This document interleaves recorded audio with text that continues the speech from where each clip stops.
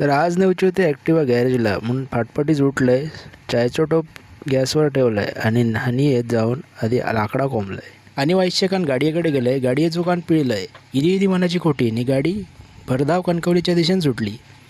सुटली कसली, शिरवंड्यासून किर्लोशी देत आगतच कणकवलीक जाऊची हौस फिटली. ह्याच्या पुढचा रस्तो देखावलं असते, पण माझी कोळी दुपडी होती म्हणून काय शूटिंग केलंय आणि गप मोबाईल खिशात ठेवलंय.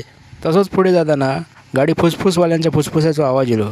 तसं त्यांच्या फुसफुसाकडून गाडीवर पाणी मारून घेतलंय आणि आता म्हटलं कणकवली दवाखान्यात जाऊया.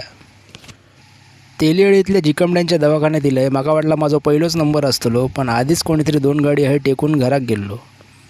मालक आणि चालक अजून नापत्त्याच होते. मग काय आता बसलंय. वाय दुसऱ्यान 2 MD डॉक्टर औषधांची मोठी गोणी घेऊन इले.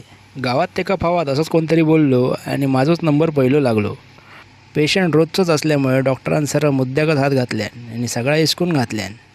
सगळे चढावडी करीसर दिवस डोक्यार इलो आणि पोटातल्या कावळ्यांचं पोटात इरमार सुरू झालो. तेव्हा पोटातली आग आणि जिभेची खास भागूसाठी हॉटेलात गेले आणि भांडी आपटून देतात तो भात देऊक सांगले. वाईस चकन बाबलो उंटाचा पाणी आणि सोबत आचाराचा रकात घेऊन इलो. मी नको म्हटलंय आणि सरळ सुपात जाऊन बसलंय. भांडी आपटून भात बाबल्यान पुढ्यात आणून ठेवल्यान आणि व्हायचं खामेल्या असं त्वऱ्यात चांगल्यान. जिभेवरचं व्हाळ थांबवून भात पोटात जमा केलंय आणि आता पुन्हा जाऊन दवाखान्याची वाट धरलंय. डॉक्टरांचं काम शेवटच्या टप्प्यात होता. अरे पण माझा वयाक बाजारात काम होता म्हणून पुन्हा बाजारात गेलंय आणि सिलेंडर बदली करून घेतलंय. माझ्या चांगल्या सिलेंडरच्या बदल्यात खरकोटो सिलेंडर त्यानं माझ्या पुढ्यात ठेवल्यान आणि बदलून मागलंय तर कसं मारक्या बैलासारखं माझ्याकडे बघल्यान.